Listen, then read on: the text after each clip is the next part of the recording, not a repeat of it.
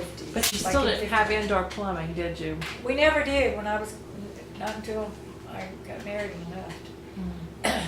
And on the day I got married, I took a bath in that number 2 tub.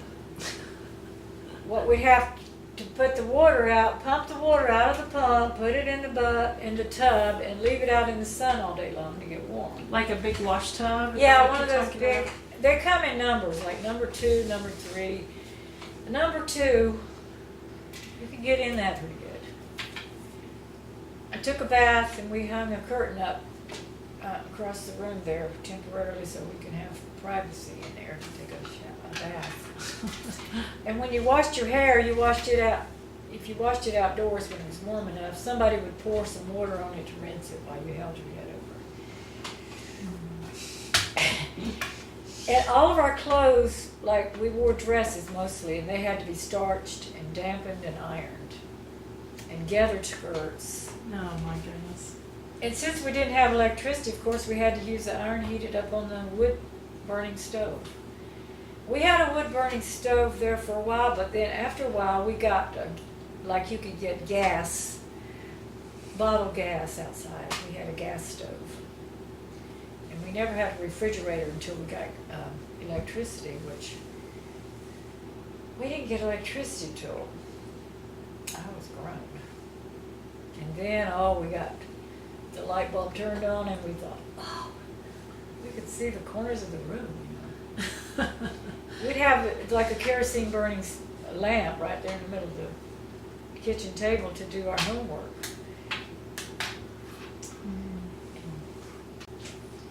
But the thing about it is, when we had some dinners with other people, they would let the men eat first. To have all this fried chicken. Fried chicken was the thing in that day, I think, because they could easily kill a few chickens right off the bat. They had fatback, they had ham.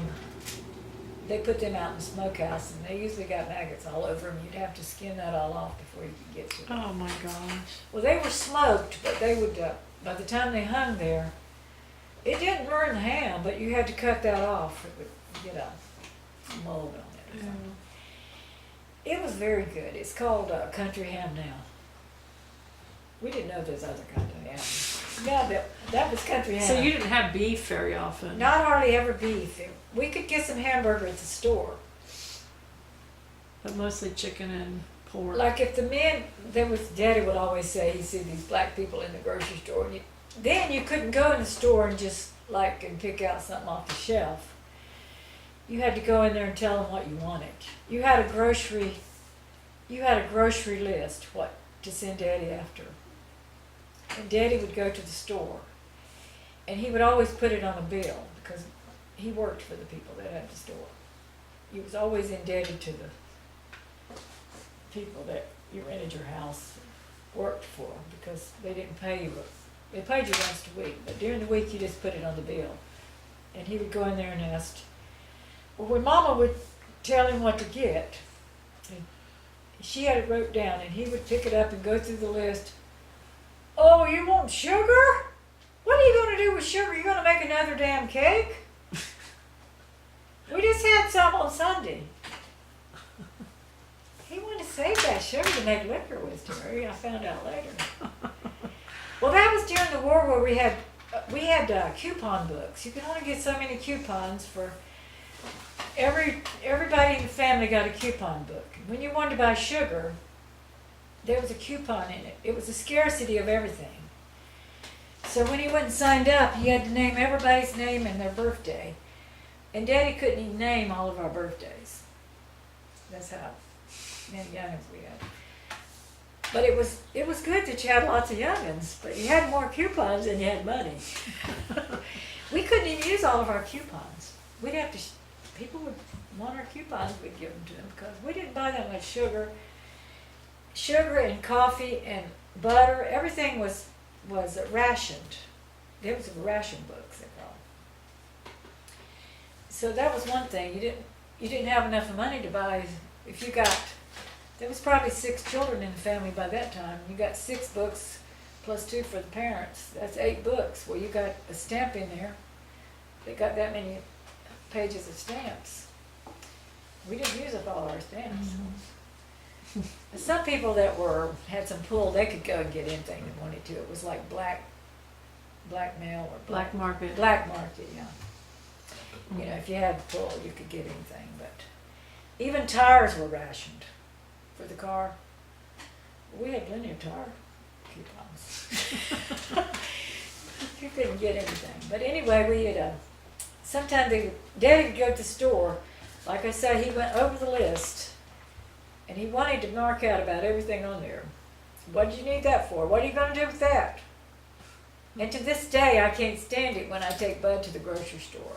Because he will say, well, what are you going to do with, what are you going to get back? Not that he cares, Bud don't, but it just irritates me that he'll ask me, what am I getting that for? But anyway, Mama had a hard time getting any groceries since she didn't drive nowhere. She had to depend on him. Sometimes she sent me to the store. Boy, did I like that. If anybody was sick, you got to go get some, you'd get some tomato soup or some chicken soup. You go to the store and want one of them, they'd say, who's sick? If they sent me to the store, well, they had these donuts, which you never did get donuts at our house. I thought, well, you know, they're not going to know the difference if I add donuts to this bill. It was 15 cents. Well, if I got it, it'd come in a package of like 2 donuts, I think. They were not hot donuts. It's like packaged already from somewhere in New York. I don't know. I had never seen donuts like that.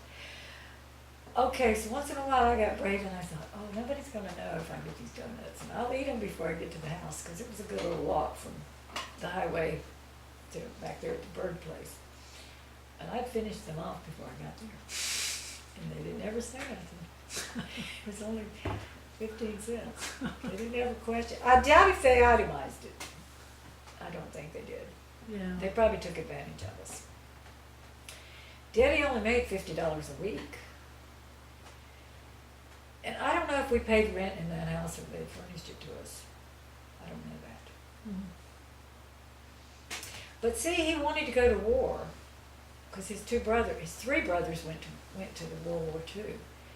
And he always felt guilty because he didn't go, but his boss man, Mr. Bird, said that he needed him at the sawmill because they were making lumber for the war cause.